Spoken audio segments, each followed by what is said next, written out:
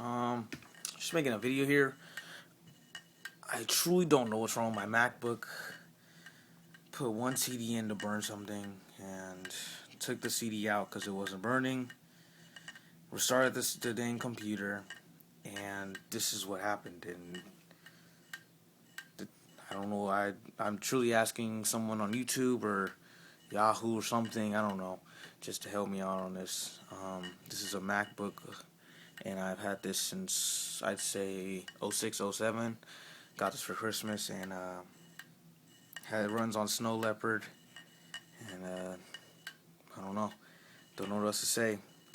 If anyone can help, please help. See you later.